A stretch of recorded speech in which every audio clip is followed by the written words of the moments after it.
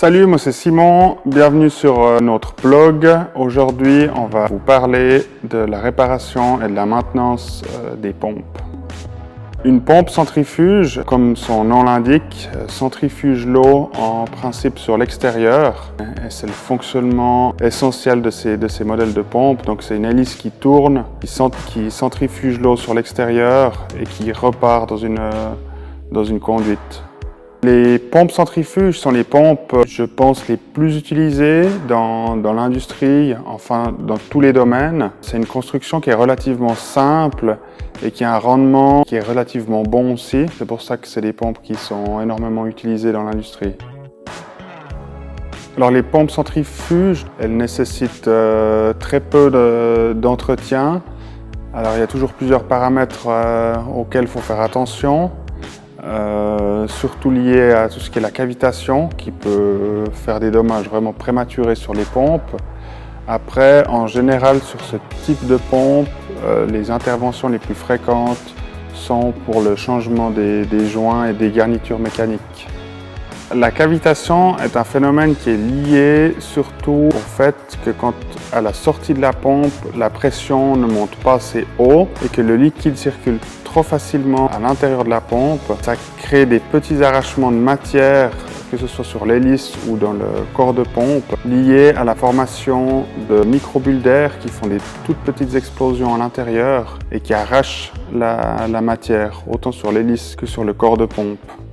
Alors il est vrai qu'on peut avoir des problèmes avec les liquides qu'on transporte. Si on transporte de l'eau ou des produits chimiques, de base ça ne devrait pas être les mêmes pompes, ou du moins pas construites de la même manière, avec des composants différents qui sont adaptés au liquide qu'on transporte. Alors si les pompes ne sont pas adaptées au liquide transporté, ça peut engendrer de l'usure vraiment prématurée des pompes, et puis jusqu'à ce qu'elles cassent.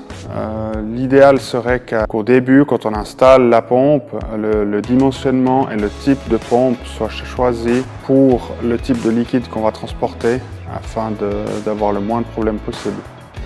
Les problèmes sur les pompes peuvent être détectés d'après plusieurs signaux à mon sens. Déjà, si le débit diminue par rapport à ce que vous avez l'habitude, en sortie de tuyau ou en sortie de pompe, que les débits sont plus les mêmes, que les pressions ne sont plus les mêmes non plus, que ça c'est plus respecté par rapport aux données de base. Ça veut dire que vous avez effectivement un problème à quelque part. Des problèmes qui peuvent être très variés, ça peut être des conduites bouchées, ça peut être des problèmes avec l'intérieur de la pompe, ça peut être des fuites internes, ça peut être passablement de choses.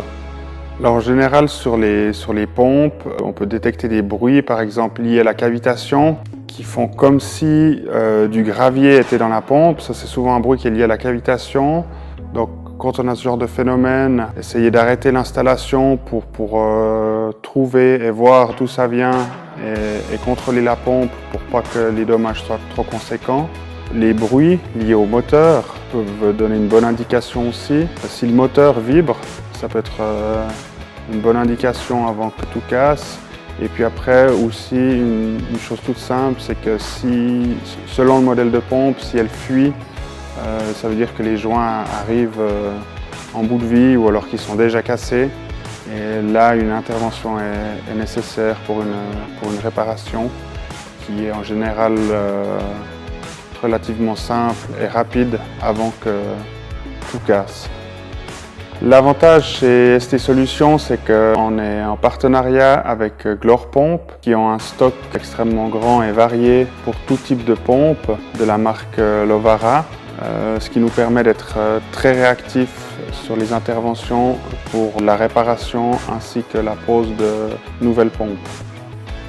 Merci à tous d'avoir regardé cette vidéo sur les pompes centrifuges et à bientôt pour de nouvelles vidéos.